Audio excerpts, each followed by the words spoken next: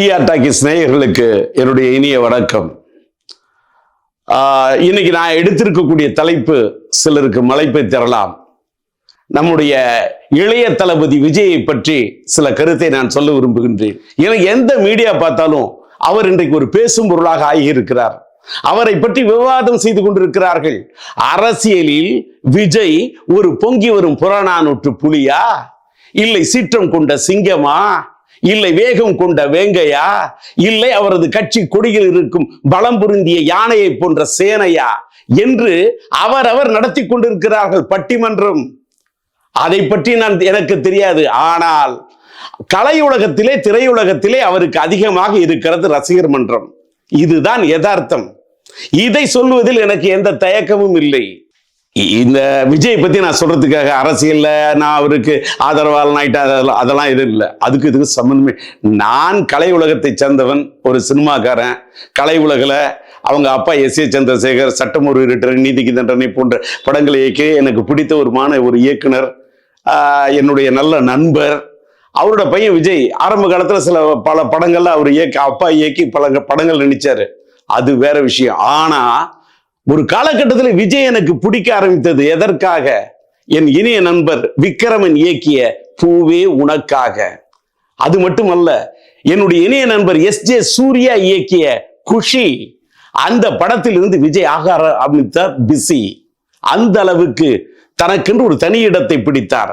அது மட்டுமல்லாமல் என் இனிய நண்பர் தரணி இயக்கிய கில்லி, அந்த படத்திலே நின்றார் தான் தனி முத்திரை பதிப்பேர் என்று சொல்லி. அதை போல ரசிகர்களின் உள்ளத்தை அள்ளும் கொள்ளை கொள்ளும் என்று சொல்லாமல் சொல்லி அவர் நடித்த படம் தான் துள்ளாத மனம் துள்ளும். எனக்கு பொதுவாகவே காதல்னா பிடிக்கும். அதனாலதான் ஃபாசில் இயக்கிய காதலுக்கு மரியாதை, அந்த படத்தில் இருந்து விஜய் மீது எனக்கு ஏற்பட்டது ஒரு பெரிய மரியாதை, ஒரு புதிய மரியாதை. அதே போல எனக்கு தங்கச்சி பாசம்னா பிடிக்கும். அதனாலதான் பேரரசு இயக்கிய படம் திருப்பாச்சி, அந்த படத்தின் மூலம் விஜய்க்கு தாய் தங்கைகளிடத்தில் பெரும் பேராட்சி.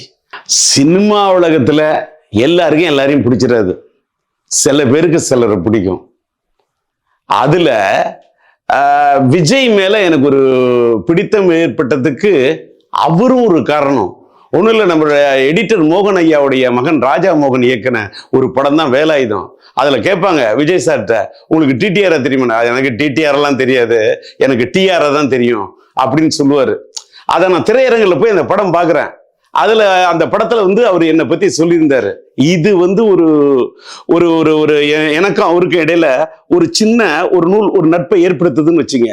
அதுக்கு அடுத்த காலகட்டத்தில் பார்த்தீங்கன்னா இந்த புலி படத்தோட ஆடியோ ஃபங்க்ஷன், அதுல போய் நான் பேசினேன். ஏன் பேசினேன்? பொதுவாவே எனக்கு புலினா பிடிக்கும்.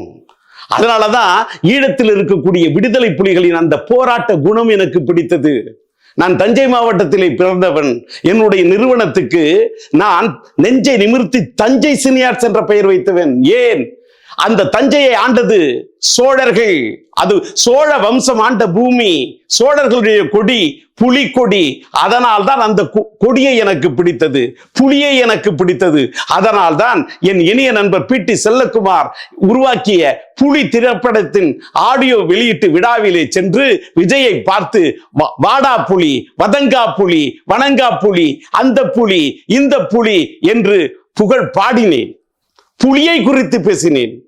இந்த திரையுலகம் இருக்க, இந்த திரையுலகத்துல ஒரு நடிகர் தனக்கென்று ஒரு தனி பெயர் எடுத்து ஒரு புகழேணியின் உச்சியில் ஏறுவது என்பது சாதாரண காரியம் இல்லை. விஜய் சார் இளைய தளபதினு பேர் எடுத்தாருன்னா ஒரு நாள் காலையில இந்த பேர் அவருக்கு வந்துதா? கிடையாது. அவர் சினிமா உலகத்துல அவருடைய தந்தையார் அவரை அறிமுகப்படுத்திய போது எத்தனை ஏச்சு, எத்தனை பேச்சு, என்னென்னலாம் விமர்சனம். இவ்வளவுலாம் எதுக்குங்க? ஒரு மனிதனுடைய திறமையை பத்தி சொல்லலாம். உருவத்தெல்லாம் வச்சு குறை பேசுறது இந்த திரை உலகத்தில் நடந்தது. அதுவும் பத்திரிகை உலகத்தில் அன்னைக்கு இருந்த மீடியாவில் அவரோட மூஞ்சி அப்படி இருக்கு, இப்படி இருக்கு, இதெல்லாம் ஒரு மூஞ்சா, இதெல்லாம் சினிமாவில் நிற்க முடியுமான்னு எப்படியெல்லாம் கொச்சப்படுத்துறாங்க, எப்படியெல்லாம் கேவலப்படுத்துறாங்க. இது எல்லாத்தையும் மீறி ஒவ்வொரு படத்திலையா அவரை கஷ்டப்பட்டு நடிக்க வச்சு அவரை மேலுக்கு அவரை உயர கொண்டு வந்தது யாரு? அவங்க அப்பா எஸ்.ஏ. சந்திரசேகர். அது மட்டுமல்லாமல் அவருக்கு இன்னொரு தனி இடத்தை உருவாக்கணுங்கிறதுக்காக நம்முடைய எஸ் ஏ சந்திரசேகர் ஐயா, அவருடைய இனிய நண்பர், மறைந்துவிட்ட நம்முடைய கேப்டன் விஜயகாந்த் ஐயா அவர்களுடைய நட்பை பெற்று அவருடைய கால்ஷீட்டை வாங்கி அவருடைய பையனோட சேர்ந்து நடிக்க வச்சு அவருக்கு ஒரு தனி அந்தஸ்து பெற்று கொடுத்தார். இப்படி விஜய் சினிமா உலகத்துல படிப்படியா முன்னேறி வந்து ஒரு இடத்தை பிடிச்சாரு. அது அந்த இடத்தை பிடிக்கிறதுக்கு அவர் பட்ட பாடு என்பது அது சொல்லி மாளாது. அப்படி ஒரு இடத்தை பிடிச்சி ஒரு இளைய தளபதினு ஒரு பேர் எடுக்கணும்னா அவரு கலை உலகத்துல ஒரு புலி இல்லையா? அது மட்டுமல்லாமல் அவருடைய சமகாலத்தில் இருந்த நடிகர்களோட விஜயா இல்ல அஜித்தா அப்படின்னு போட்டி போட்டு கொண்டு அவருக்கென்று ஒரு தனி இடத்தை பிடித்து நின்றாரே, வசூல் சக்கரவர்த்தி என்ற பெயர் எடுத்தாரே, அவர் கலை உலகத்தில் ஒரு புலி இல்லையா?